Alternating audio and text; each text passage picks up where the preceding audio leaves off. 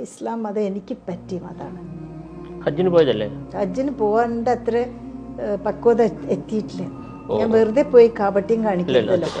പക്ഷെ ഇപ്പം ഞാൻ പറഞ്ഞുതരാം, ഇപ്പം അമേരിക്കയിൽ പോയിട്ട് ആൻറ്റി ഇസ്ലാം ഫീലിംഗ് എതിർത്തിട്ട് ഞാൻ സംസാരിക്കാം. അമേരിക്കയിൽ പോയാലൊക്കെ ഞാൻ പ്രസംഗിക്കാനാണ് ഞാൻ പോണത്. ചെയ്താൽ അത് ഹജ്ജിൻ്റെ മാതിരി തന്നെ ഒരു പുണ്യ കാര്യമായിരിക്കും, ഒരു തീർത്ഥാടനമാവും. ഇപ്പം അമേരിക്കയിൽ പോയിട്ട് ആ തെറ്റിദ്ധാരണ നീക്കാൻ ഒരു 1000 ആളുടെങ്കിലും മനസ്സിൽ നിന്ന് അത് നീക്കാൻ ഇസ്ലാം എന്ന് പറഞ്ഞാൽ അല്ല സാധിച്ച അത് മതി എൻ്റെ ഹജ്ജ്.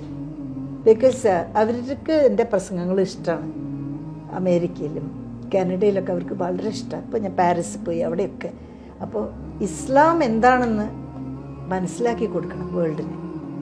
ഈ വിചാരിക്കുന്നത് എല്ലാവരും ഭീകരരും അതാണ്, ഓടുക കൊല്ലുക എന്നൊക്കെ പറഞ്ഞാൽ എന്ത് മരണം തന്നെ ഒരു മധുര സ്വപ്നമായിരിക്കും ചിലപ്പോൾ, അല്ലേ?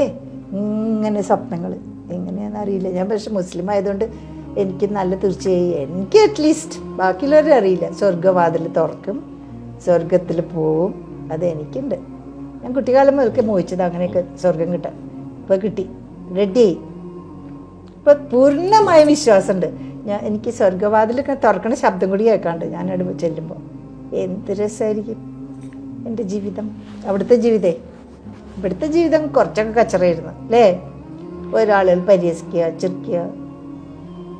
അവിടെ ഒറ്റ ആൾ ചെയ്ത അല്ലാഹു അവരെ അപ്പോൾ നരകത്തിലേക്ക് ഇടും. എന്നെയൊക്കെ കളിയൊക്കെ. എനിക്കൊരു പ്രൊട്ടക്ഷൻ ഇല്ലേ അവിടെ, അല്ലേ?